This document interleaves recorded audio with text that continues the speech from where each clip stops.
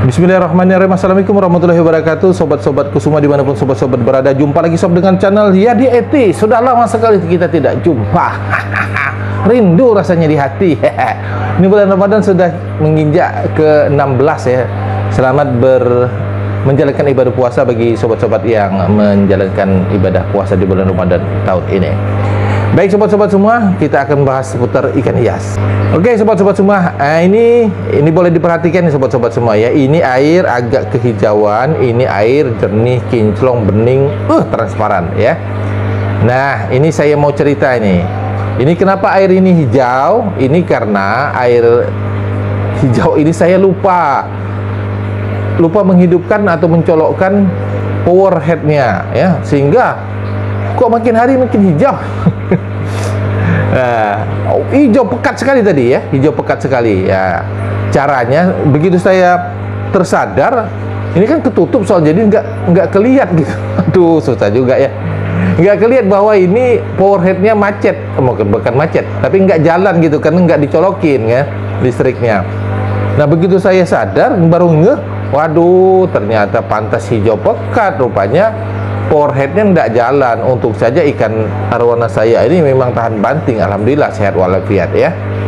Nah jadi tadi udah saya kuras, saya sisain 20%, nih saya tambahin lagi. Dan juga sobat-sobat semua, ini belum full ya, karena memang sifatnya seperti yang sering katakan pada sobat-sobat semua, tidak boleh langsung kita menambahkan air secara full karena akan berakibat ikan itu stres, pingsan, bahkan mati ya. Makanya ini saya untuk airnya saya kondisikan, masukin aja dulu sekitar 30%. Nah nanti baru dipulkan 20%, ditambah lagi 20% sehingga airnya full jadi 100% ya. Jadi itu tadi mengapa sebabnya hijau. Nah kalau yang ini sudah bening, ini sudah matur airnya. Jadi sobat-sobat semua jangan khawatir kalau airnya hijau, itu biasanya kita kuras. Kalau ada lampu UV lebih baik dengan pakai lampu UV lagi ya. Jadi setelah kita kuras, kita sisakan 20%, kita tambahkan air baru. Ingat, air baru bertahap. Kemudian kita pasang UV, langsung kinclong biasanya ya. Ini nggak pakai lampu UV nih, udah mulai kelihatan bening ya. Nah jadi ya pandai-pandai kita mengkondisikan bagaimana mengatur agar air akuarium kita itu bisa maksimal jernih bening. Kalaupun misalnya dia gagal juga jernihnya, beningnya, kita bisa ulang ritualnya, kita ulang kembali. Nah sehingga nanti akan nampak perubahan. Dari air yang mulainya keruh nanti bisa jadi bening. Kan tadi saya ceritakan ini mula awalnya pekat sekali hijaunya. Begitu saya kuras, kemudian saya masukkan air baru, dan di sini filternya ini kan memang filter yang sudah dibersihkan, sehingga dan juga itu kan air terendam ya, sehingga bakteri baik masih ada di situ. Nah begitu masuk, mulai bakteri baiknya mulai bekerja, sehingga airnya sudah mulai nampak jernih, nampak bening. Dan sesuai dengan seiring waktu nanti dia akan tambah jernih, tambah bening. Jadi maksimalkanlah apa yang ada pada kita ya. Jangan misal seperti saya nih, lampu UV nggak ada nih, hijau, bagaimana berantasnya nih? Nah bagaimana caranya? Ya dikuras, sering-sering kuras. Nah sehingga nanti airnya yang hijau itu akan berubah menjadi jernih bening. Tetapi itu memang banyak memakan waktu dan memakan pekerjaan tentunya ya. Lebih praktisnya memang pakai lampu UV. Tapi maksud saya kalau tidak ada atau belum ada atau kita belum beli lampu UV, jangan berkecil hati, jangan patah semangat. Oke, bagaimana kita manfaatkan yang ada dulu pada akuarium kita gitu ya.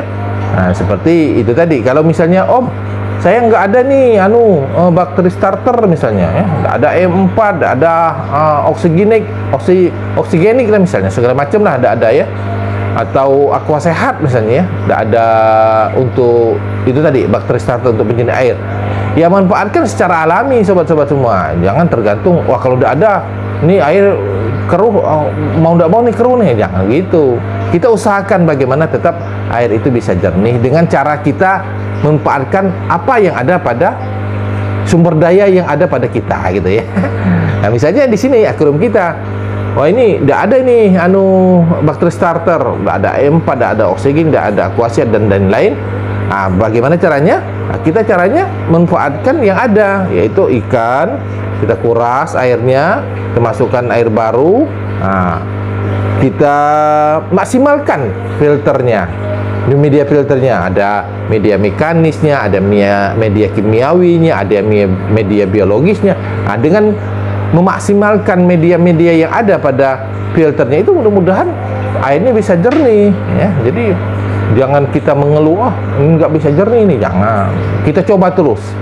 Nah, dan kita mencoba itu, disitulah pengalaman kita, akhirnya nanti kita akan mendapatkan atau menemukan cara yang baru, bahkan begini caranya ya. Nah, saya juga begitu sobat-sobat semua, nggak serta-merta sekarang ini saya pakai bakteri starter. Dulu saya tidak pakai bakteri starter, saya pakai secara alami, dan saya sudah tahu caranya gitu. Akhirnya dari pengalaman-pengalaman itu kan saya tahu, begini ternyata ya untuk menjernihkan air begitu. Nah, tapi cuman proses waktu itu memang agak lama secara alami. Dan begitu saya coba dengan bakteri starter, ternyata cepat ya. Nah, berarti dengan adanya bakteri starter tadi mempercepat usaha kita untuk menjernihkan air gitu. Nah, sehingga kita kalau mau cepat pakai ini nih. Nah, kalau enggak mau cepat, kita mau secara alami, begini, tapi agak lama gitu ya.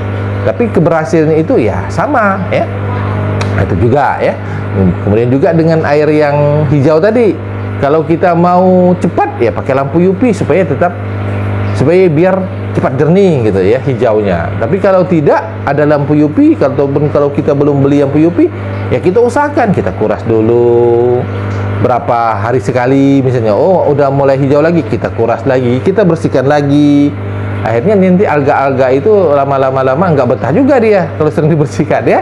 Akhirnya airnya bisa jernih, bisa hijau tanpa lampu UV gitu juga ya. Dan gitu juga air bisa jernih tanpa bakteri starter.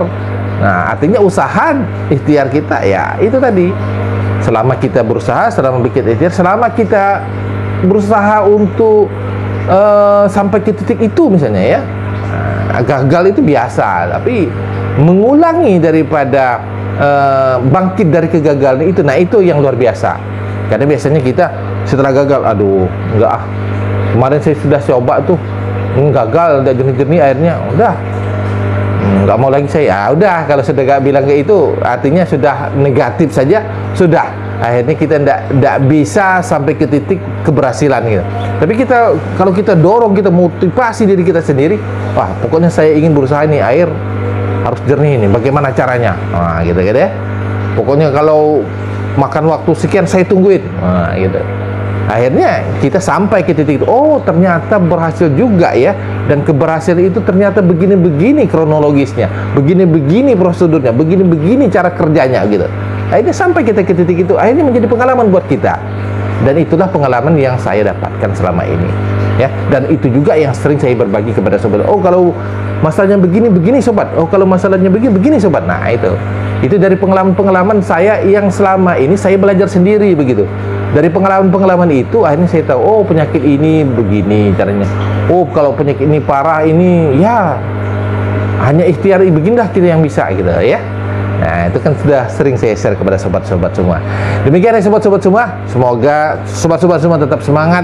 Jadi jangan putus asa atau jangan bernegatif thinking dulu dengan apa yang ada pada kita. Mari kita berikhtiar, mari kita berusaha agar apa yang ada pada kita, sumber daya itu kita bisa tingkatkan. Kita bisa motivasikan diri kita sendiri. Kita bisa percaya diri. Ini bisa. Gitu ya. Yuk, terima kasih semua. Mohon maaf bila ada kata-kata saya yang salah. Saya Eri, walau muwaffiq ila aqwamit thoriq. Wassalamualaikum warahmatullahi wabarakatuh. Semangat!